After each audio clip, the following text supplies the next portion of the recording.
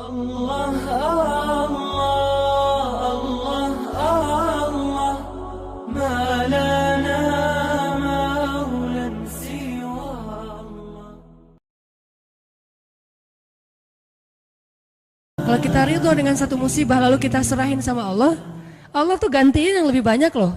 Masalahnya kita nggak yakin, dapat musibah langsung panik, langsung putus asa. Harusnya pas dapat musibah, tetap kita ikhtiar untuk menyelesaikan masalah kita, mencari jalan keluar, mengambil kembali hak kita. Tapi itu jangan sampai mengalahkan porsi kita meminta kepada Allah gantinya yang lebih baik. Begitu dapat musibah, ini bukan cuma antara kita dengan orang, tapi antara kita dengan Allah. Ya udah, kalau lo curang sama gua, ya Allah beri saya yang lebih baik daripada yang sudah hilang dari saya. Allahumma ajurni fi musibati wa khlufli khairam minha. Langsung Allah ganti. Dan itu janji Rasul. Mana pernah Rasulullah berdusta? Tidaklah orang berdoa dengan doa itu ketika musibah, kecuali Allah akan memberikan gantinya yang lebih baik untuk dia. Tapi kita harus benar-benar yakin dan bijaksana. Maksud bijaksana di sini, jangan mendikte Allah harus seperti yang kita pengenin. Kadang Allah ngasih yang lebih baik, gak mungkin yang lebih kurang. Minimal sama atau lebih baik, gak mungkin kurang dari itu. Doa, saya pernah mobil saya diserempet orang. Terus orangnya pergi. Saya ini ternyata untuk benerin mobil yang keserempet itu 1,5 juta. Langsung doa waktu itu juga. Pas lagi kena musibah, jangan tunggu marah dulu beberapa hari baru doa. Saat itu juga. Allahumma ajurni fi musibati wa khluf li khairan minha. Orangnya udah nggak ketahuan di mana, nggak bisa ngejar lagi. Tapi saya udah rugi 1,5 juta. Gimana nih ya Allah, beri saya ganti yang lebih baik. Seminggu kemudian Allah ganti 15 juta. Benar kan 10 kali lipat? 15 juta. Dan itu bukan sedekah, bukan pemberian orang yang kasihan. Allah kasih jalan mungkin lewat usaha apa, lewat penghasilan apa, lewat untung dari mana. Yang jelas halal. Dan itu 15 juta, 10 kali lipat. HP saya jatuh. HP waktu itu harga yang punya pertama harga 2 juta. Ada qiyamul lail di masjid markasnya Pemuda Hijrah. Saya bangun jam 2, acaranya jam 2. Jadi udah telat kan. Bangun langsung panik gitu. Orang-orang pada nunggu. Miss call udah 15 gitu, banyak banget. Ustaz kemana aja? Akhirnya panik, wudu. Karena panik pakai baju segala macam, HP jatuh dan kacanya langsung pecah dan gak bisa dipakai. Saat itu juga saya doa, ya Allah beri saya ganti yang lebih baik darinya. Berangkat ke masjid. Paginya Allah ganti dengan Note 5 yang waktu itu harganya 10 juta. Gimana caranya? Allah punya banyak cara, ada aja. Tiba-tiba ada usaha ini yang mungkin untung sedikit, dari sini ada apa, ada yang hadiah atau ada apa. Banyak banget subulana, jalan-jalan kami. Tinggal minta aja sama Allah. Sehingga kalau kita yakin dengan ini, begitu diputusin, kita adik kakak aja ya, gak apa-apa. Langsung nih. Kan dalam kondisi kayak gitu kayaknya kita lagi ngejos banget ya imannya. Doanya lagi khusyuk banget tuh. Sholat aja nangis-nangis kan. Padahal imam tuh belum baca ayat kita udah nangis. Allahu Akbar. Takbirnya aja khusyuk, coba subhanallah itu. Kalau lagi diputusin emang gitu banget sih sholatnya. Pernah gak sih ngerasain? Gak pernah ya. Pokoknya waktu yang paling enak berdoa itu lagi habis diputusin. Habis rugi, pokoknya lagi banyak masalah tuh doanya enak banget tuh. Tilawah Al-Quran baru alif lam mim udah nangis. Belum juga ayatnya la uqsimu biyaumil qiyamah tentang al-haqqah, enggak, bukan ayat-ayat kiamat. Alif lam mim doang. Atau nun nangis, nun doang nangis. Satu huruf gitu ya. Jadi dalam kondisi yang lagi sangat lemah, itu kondisi sebetulnya spiritual kita lagi sangat kuat. Jadi secara fisik atau secara emosi kita lagi lemah-lemahnya, di saat yang sama berarti spiritual kita lagi kuat-kuatnya. Gunakan kesempatan itu. Biasanya kalau emosinya lagi stabil, lagi nyaman, spiritualnya lemah. Seringnya tuh kayak gitu kan. Lagi gak ada masalah, lagi nyaman nih, semuanya kayaknya asik-asik aja. Kita doa juga Rabbana atina fid dunya hasanah. Ada yang lebih parah, ya Allah samain aja deh dengan yang sebelah gitu kan. Saking malesnya berdoa, doa sholat juga bacanya yang standar-standar aja, Al-Ikhlas. Karena cuma itu yang ikhlas, yang lain gak ikhlas. Tapi begitu emosional kita lemah, di waktu yang sama, spiritual kita langsung kuat. Entah kayak gimana, itu mungkin fitrah manusia ya. Asal emosionalnya lemah, langsung kuat. Dan itu spontan kadang-kadang teman-teman. Saya dulu pernah tinggal di rumah kontrakan di sebelah,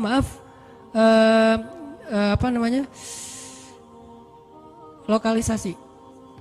Jadi di sebelah rumah saya itu ada kayak asrama kayak gituan, kupu-kupu senja.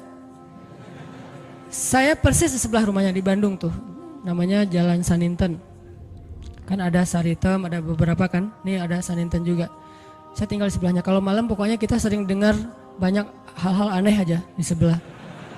Kalau saya mau ke masjid, saya sengaja ke masjid itu pakai jubah, pakai sorban, sah gitu ya. Terus janggot digini-giniin, padahal nggak panjang, tapi digini-giniin.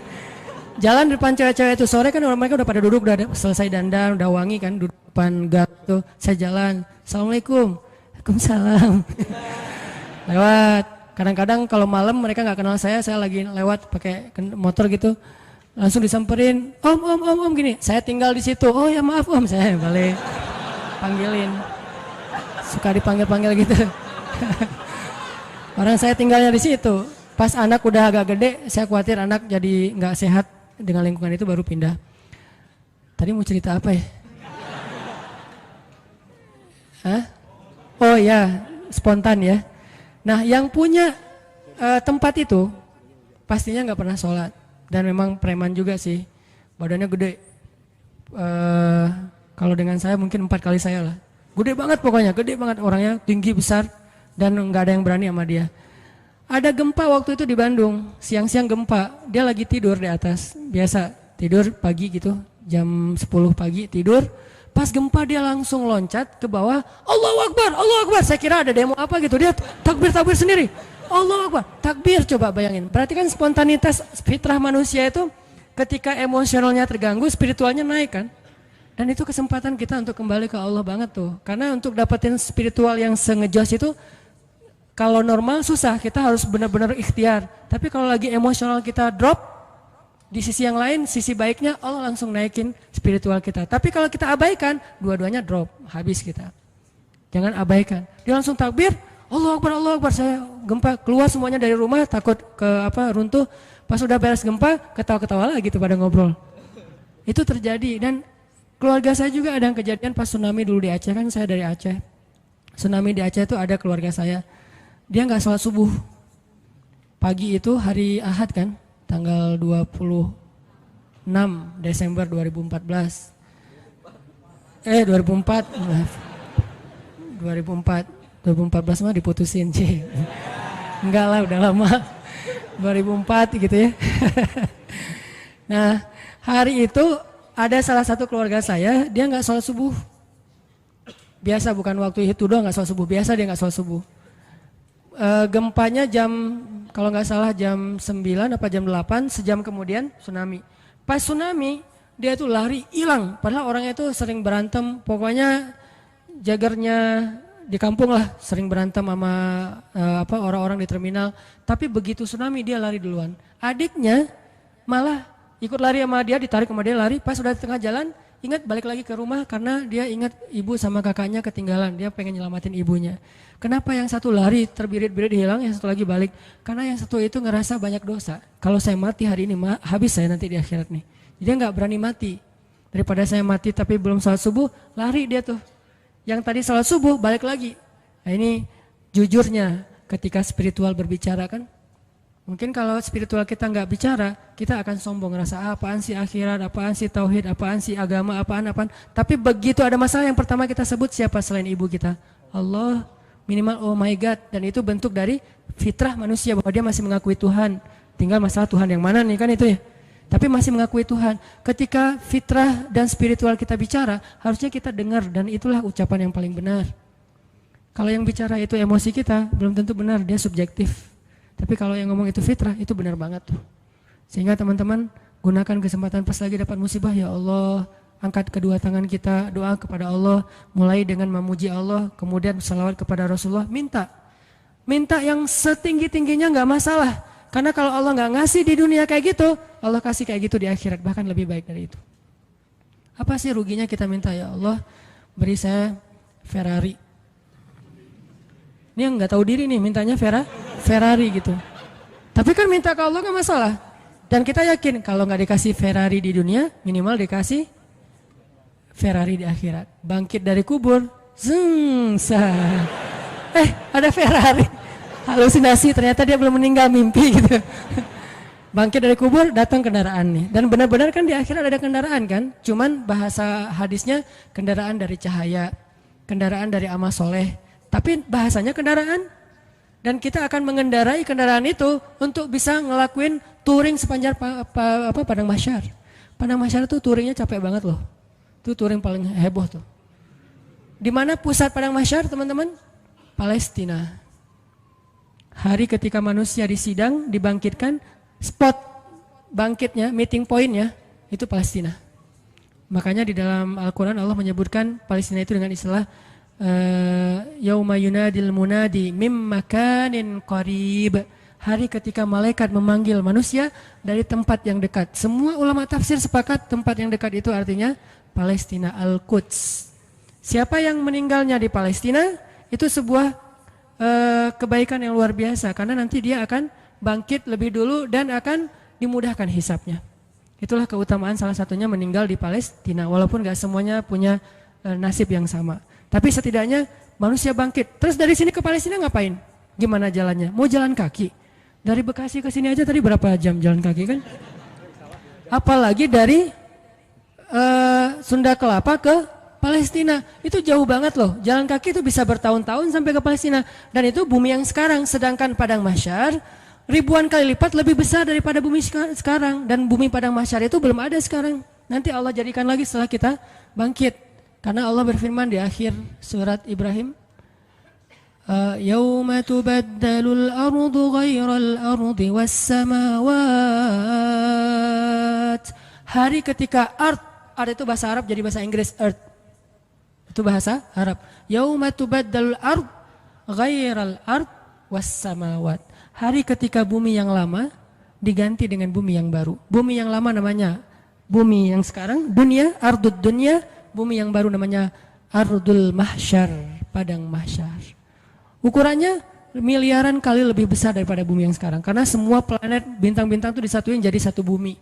Dan matahari cuma jadi satu dan deket banget.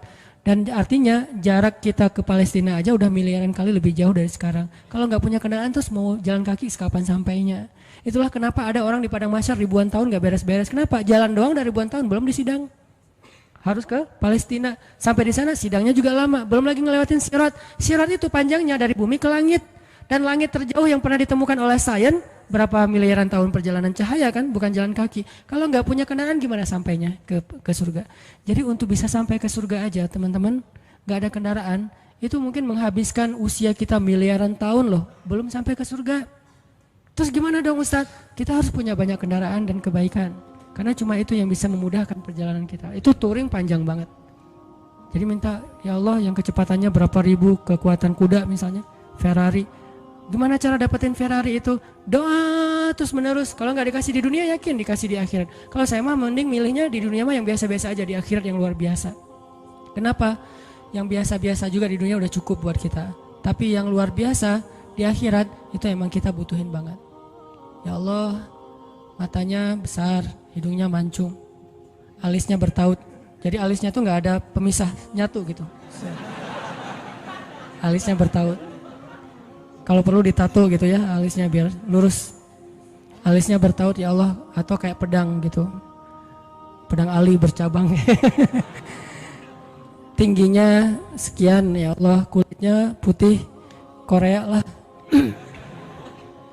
Minta yang sebaik mungkin. Nanti kalau nggak dikasih jodoh kita kayak gitu di dunia, maka jodoh kita yang di dunia itu nanti akan Allah perindah di akhirat. Dan saya sering cerita, di surga itu nggak ada jomblo. Jadi nggak usah khawatir.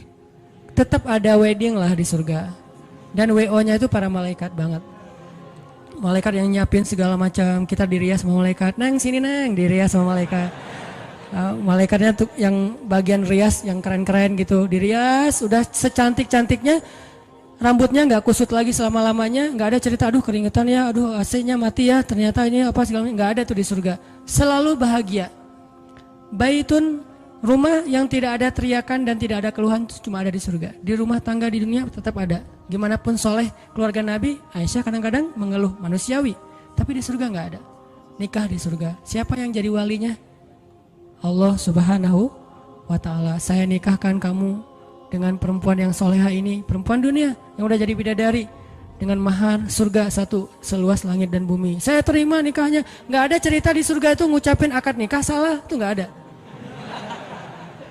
Sah, kata saksi, sah nggak ya? Sah nggak ya? Nggak deh. Ternyata saksinya mantan belum bisa move on gitu. Hati-hati cari saksi ya, jangan mantan. Pasti nggak sah melulu itu mah. 10 kali juga nggak sah. Intinya teman-teman, surga itu didapetin kalau kita benar-benar di dunia ini menggunakan semua kesempatan di sisi Allah SWT. Ada masalah minta ke Allah, ya Allah, ya Allah. Doa aja yang sebaik mungkin, nggak ada sia-sianya. Itu beberapa kisah yang mudah-mudahan bisa ngebooster semangat kita beramal soleh dan selalu hadir dalam majelis para ulama.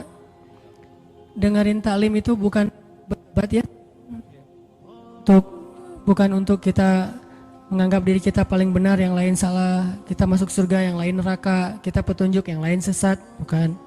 Dengerin taklim tuh untuk apa? Ngecas iman kita masing-masing. Jadi kalau dengerin materi, oh ini teman gua banget nih, ini dia banget nih, ini istri banget nih, ini suami banget, enggak, ini saya banget. Saya sering banget tuh dengerin taklim yang kayaknya khotib itu kayak ngomongin saya tuh. Kan saya udah 2 tahun ini nggak khutbah Jumat, jarang banget khutbah Jumat, sengaja nggak ngambil jadwal khutbah karena saya pengen jadi yang mendengar. Kalau dulu setiap Jumat khutbah, kalau sekarang setiap Jumat pengen dengerin ceramah. Sering banget tuh pas denger ceramah si khotib itu kayak kenal saya, padahal kita nggak kenal. Yang diomongin saya aja tuh. Ada orang begini-begini lah, saya tuh. Kalau kayak gini dia begini, dia ngomong dan segala macam, dia kadang-kadang membicarakan sesuatu yang dia tidak amalkan. Dah gua banget nih. Terus aja kayak diceramahin seolah-olah satu masjid itu isinya cuma saya sendiri. Gak ada yang lain. Kan kita sering kan kayak gitu ya. Kenapa? Allah yang menggerakkan lisan seorang ustadz, ulama untuk menasihati kita. Sehingga gak perlu kita, wah ini mirip teman saya nih, harusnya dia dengar ya, harusnya saya rekam ya, ini harusnya istri saya dengar nih, harusnya suami saya dengar. Jangan mencari nasihat untuk orang lain, carilah nasihat untuk diri kita sendiri. Kalau kita lagi ada masalah sama pasangan, nanti kalau udah ada pasangan maksudnya, kalau kita punya masalah sama pasangan ya, jangan pernah googling hadis-hadis pasangan. Suami googling istri-istri yang soleh hadis, search. Jangan, istri suami yang imam terbaik, search. Gak usah cari nasihat buat pasangan, carilah nasihat buat diri sendiri. Suami hadis-hadis suami yang penyabar, search. Ketemu nih, kita jadi semangat lagi. Oh berarti saya yang salah. Istri yang solehah hadis, search. Oh saya yang salah. Gitu harusnya, jangan disilang. Kalau disilang semuanya saling menuntut dan saling menyalahkan. Kalau sesuai dengan masing-masing kapasitasnya, semuanya saling memperbaiki diri. Cari buat diri kita. Ikut taklim buat memperbaiki diri, bukan memperbaiki kelompok yang lain. Bukan memperbaiki orang lain, tapi memperbaiki diri kita sendiri.